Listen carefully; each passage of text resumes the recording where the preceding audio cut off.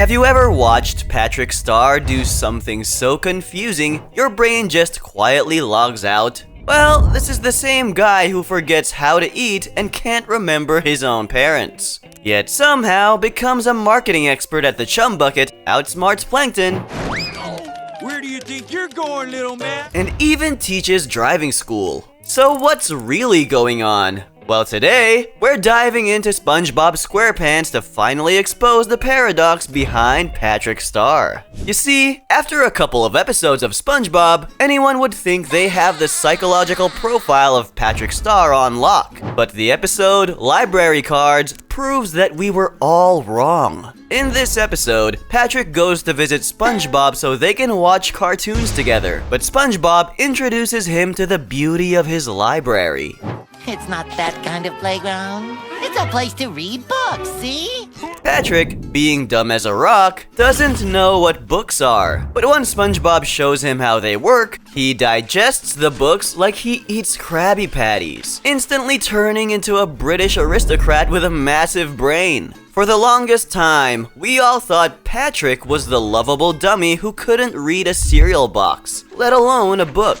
Then he binges on a few novels, and suddenly he's as smart as Einstein, proving we were totally wrong about this character. Some might argue that it was a one-time thing where cartoon logic did a lot of heavy lifting. But the episode Patrick Smart Pants proves that it wasn't just a one-time thing. The episode starts like your regular SpongeBob episode, with SpongeBob and Patrick being stupid while playing tag at Jellyfish Fields. Patrick gets so invested in the game that he falls off a cliff and literally loses his head. SpongeBob comes along and tries to fix his friend, but as soon as the brain snaps in place, everything changes. All of a sudden, Patrick is speaking fluently, understands complex concepts, and delivers profound philosophical insights that would make Socrates nod in approval. With Patrick's newfound intelligence, he gradually moves away from doing stupid things with SpongeBob and bonds with nerds like Squidward and Sandy. But because he is essentially a genius snob, he pushes them away too. It doesn't take long for the Sea Star to realize that being smart isn't as luxurious as everyone claims it is. Surrounded by knowledge, and no one to share it with. No one I can call friend.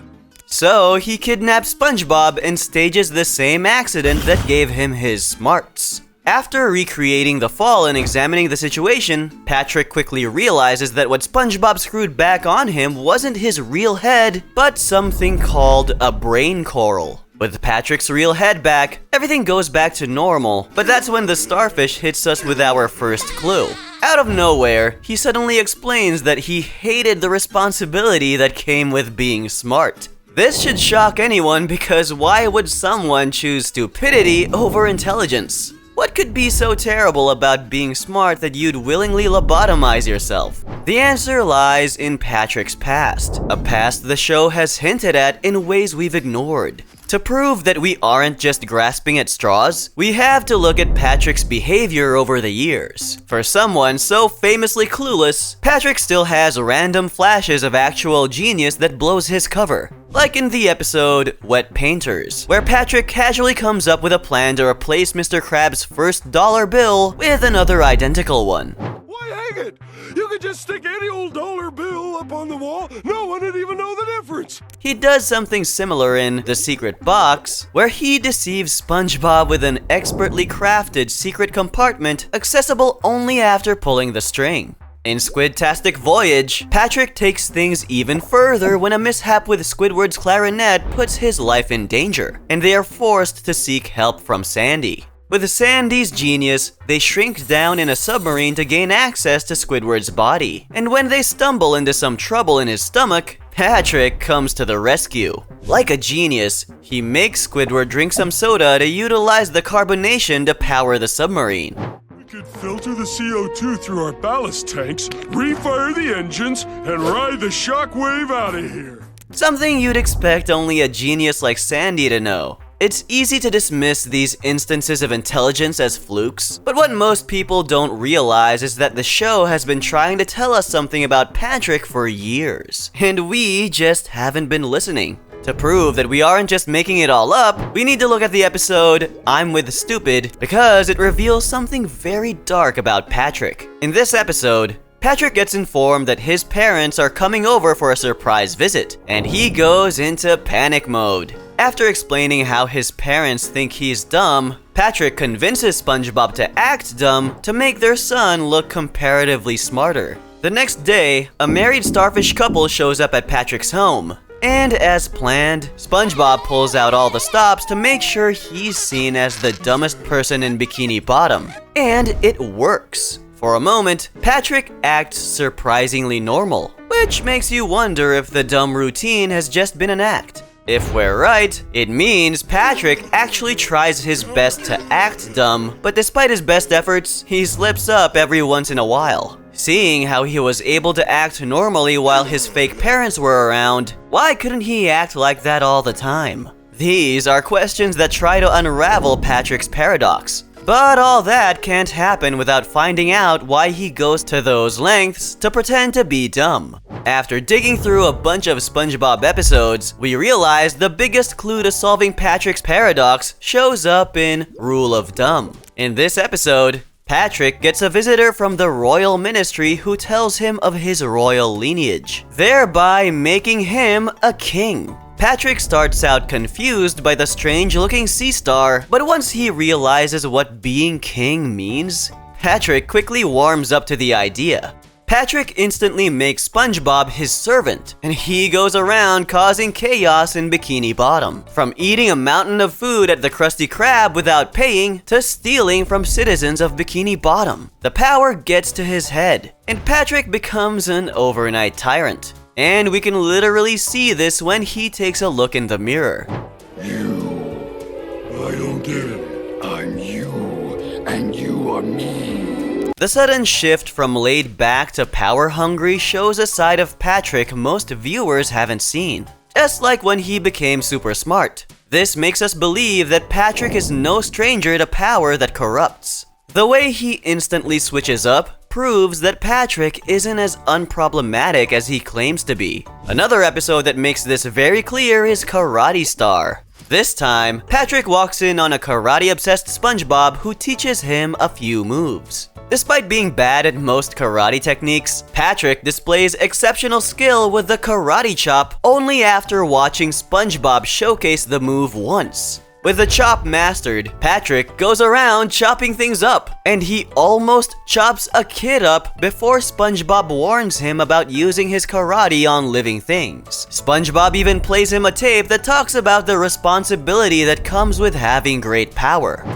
With power comes responsibility. This stops Patrick from using his karate chop on living things, but he still goes around chopping every non-living thing in sight. Soon, Patrick can't stop his hand as it starts chopping things involuntarily. It's only when he accidentally puts SpongeBob's life in danger that he realizes how risky the karate chop is and chops off his own arm. You don't need to be a genius to see the pattern when it comes to Patrick obtaining any form of power. He always goes through the cycle of letting it get to his head, and this is a clear indication of Patrick's dark past. Putting together everything we've seen about Patrick, it's clear that he wasn't always the bumbling fool we see today. The fact that he has always been freakishly strong should have been an indicator of his past. But we also see that he gets drunk on power easily. These are telltale signs of a villain. And if you still need some convincing, the damage he causes in Driven to Tears should do the trick. In this episode, Patrick goes to Mrs. Puff's boating school to support SpongeBob. But spoiler alert, he's so good at driving that he gets his license on the spot. As if that wasn't enough, he also won a sick ride being the 1000th person to get a license. You'd think that after watching his best buddy suffer for years to get a license, maybe Patrick would share the glory. But nope. He repeats the same cycle where he morphs into a complete douche. Another clear-cut example of Patrick's villainy can be seen in the episode Sing a Song of Patrick. In this episode, Patrick sees an ad for songwriters, so he gets to work crafting the most awful song you've ever heard. Once the song is done, he tries to get it on air. But the radio station rejects it and kicks him out, so he comes up with a new plan. His idea involves using the massive radio antenna to broadcast the song all over Bikini Bottom. And this is where his true nature shows up. Patrick uses his awful music to terrorize the citizens of Bikini Bottom. And even though we see the destruction his music causes, he just doesn't care. If that's not a clear sign that someone's evil, we don't know what is. Despite how he dragged Patrick through the mud, without pointing out someone who can confirm his villainy, it's all speculation. But what if I told you there's someone who's been trying to expose him this whole time, and we've never even noticed? The character in question is Bikini Bottom's Aquaman ripoff of Mermaid Man,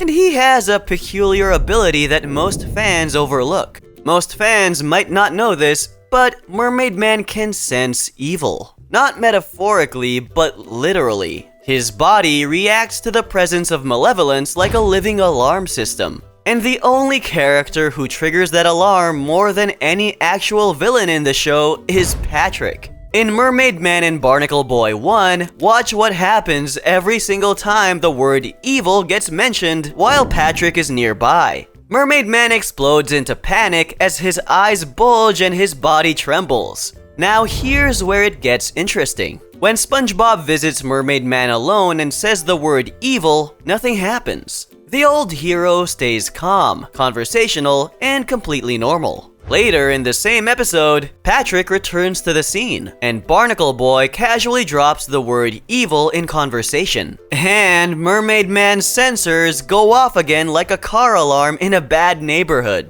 Time to come out of retirement. There's evil afoot. Evil! Where is it?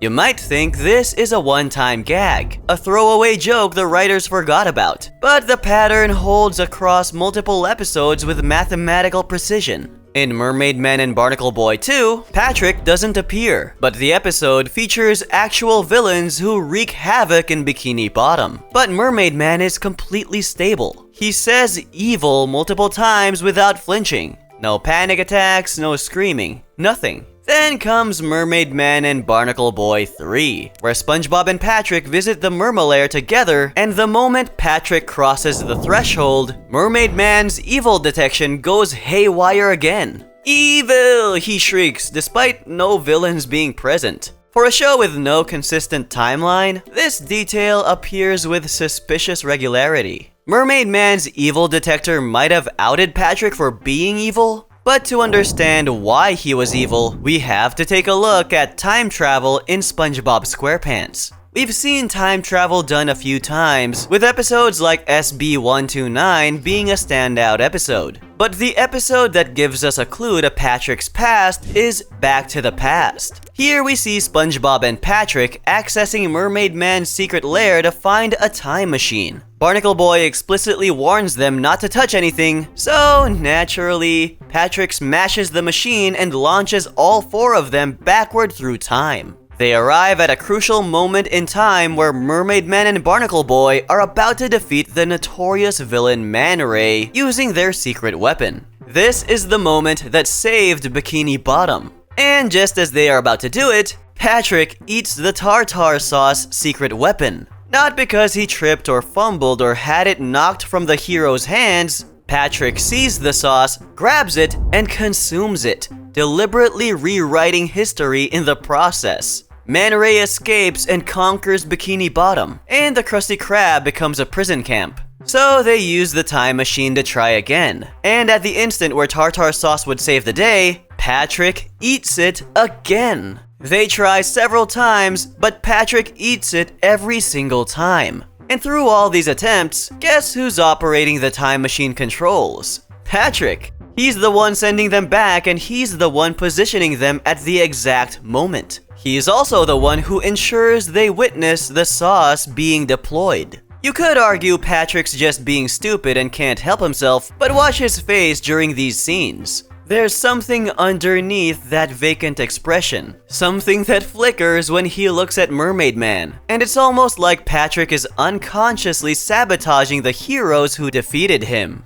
Once you accept that Patrick was once a foe of Mermaid Man, what comes next is the final piece of the puzzle. And this has to do with the fact that starfish have the ability to regenerate. Slice off an arm and it grows back, and in some species, an entire new starfish can emerge from a single limb. SpongeBob SquarePants treats this as throwaway comedy, as we've seen Patrick casually grow replacement body parts. But what if it's actually the key to everything? Here's where it gets dark. Real starfish don't have brains or internal organs. But Patrick does. We've seen his heart, his guts, even his brain exposed on screen. So when he regenerates, he's not just regrowing tissue, he's creating entirely new organs. Suddenly, the inconsistencies make perfect sense. Why does Patrick forget things he said 5 seconds ago? Why can he solve complex chemistry problems one moment and forget what to eat the next? Why does he seem like a completely different person from episode to episode? Because he literally is a different Patrick. Every time he goes too far or gets too smart, he destroys part of himself and lets a softer, dumber version take control.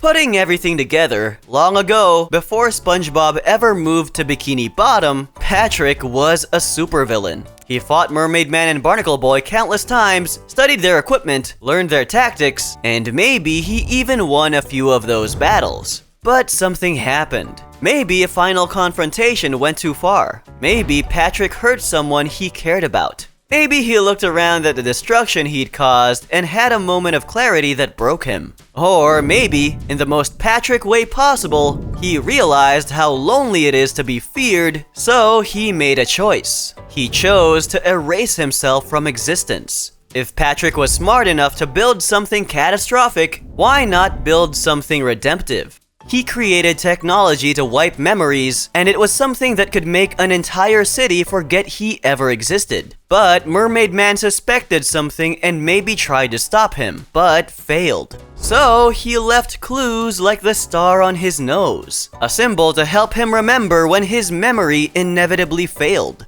Mermaid Man turned himself into a living reminder of a threat everyone else forgot. But Patrick didn't stop there because he knew erasing everyone else's memory wasn't enough. He still remembered, and he still had the intelligence that made him dangerous. So Patrick started erasing himself. Piece by piece, limb by limb, Patrick removes all the parts of himself that made him dangerous. Each regeneration made him a little dumber. Remember the brain coral collection in Patrick's Smart Pants? Those might be fragments of his original intelligence, pieces he literally removed from his head and stored away to ensure he'd never access them again. He kept going until the only Patrick left was the one we know. The idiot starfish is too stupid to threaten anyone, but echoes remain. Every now and then, fragments of the original Patrick break through the surface, but he always makes sure to shut it down before it gets too far. After everything we've uncovered about Patrick, we'll never look at that harmless sea star the same way again. And if you stuck around to the end of the video, make sure to subscribe to the channel, or you'll be forced to eat from the chum bucket for the rest of your life.